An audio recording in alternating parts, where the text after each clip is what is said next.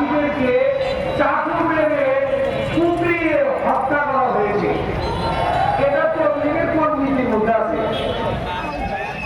এই সন্ত্রাসীদেরকে বাংলাদেশের জমিনে বর্তমান সরকার আমাদের তাদের কাছে আমরা নেক ধারণা রাখি 2014 সালে আমাদেরকে এই নেতাদিরা এই ছাত্রপন্থীরা নির্মম ভাবে মেরে গা ফুলিয়ে চলেছে।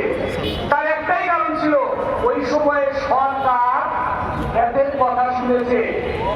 সরকারের মদতে সরকারের প্রশাসনের মদতে আমাদেরকে মেরেছিল। আমাদের একটা কেসও বাংলাদেশের কোন থানাতে নেয় নাই। কতবার জুলুম ছিল।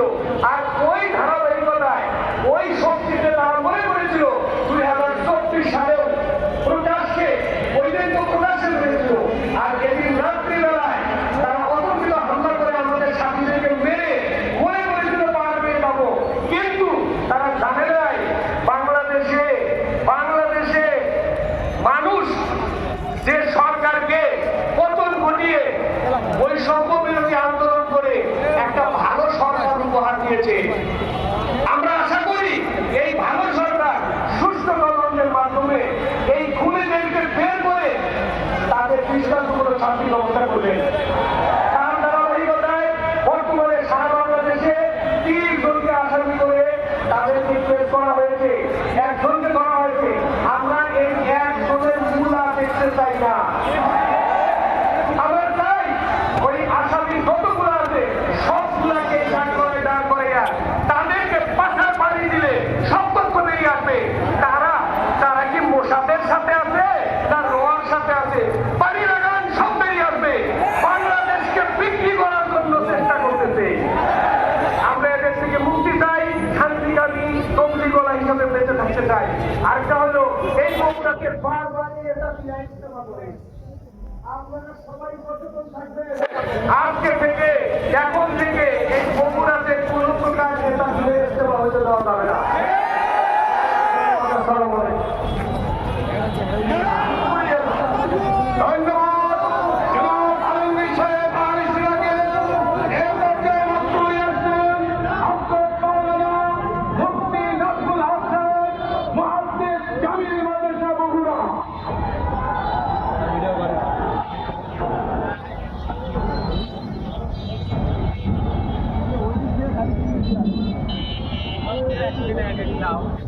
نحمده ونصلي على رسوله الكريم أما بعد أعوذ بالله من الشيطان الرجيم بسم الله الرحمن الرحيم ومن يشاقق الله ورسوله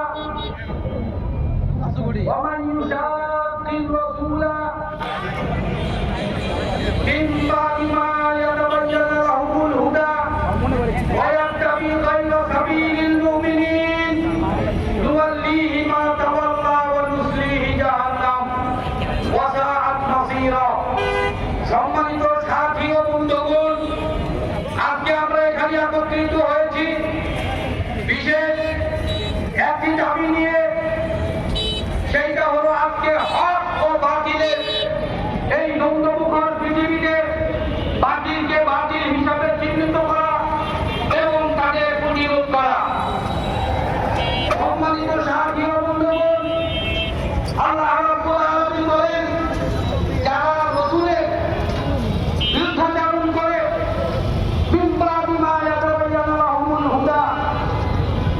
কিছুক্ষণ আগেই মুফতি শফি সাহেব থেকে শুনলাম যে তাদের কাছেও হক এবং বাতিল এটা জাহের। জানার পরেও যারা বাতিলকে আঁকড়ে ধরে থাকে